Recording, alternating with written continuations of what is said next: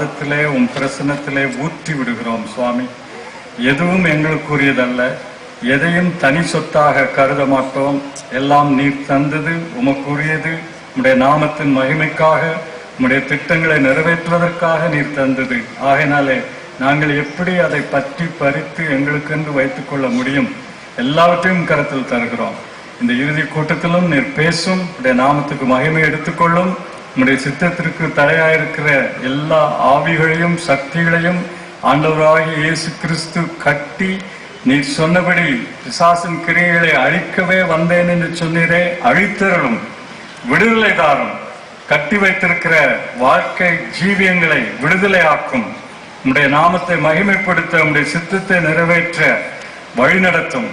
உம்மை நம்புகிறோம், நீர் செய்வீர் என்று விசுவாசித்து உம்மை துதிக்கிறோம்.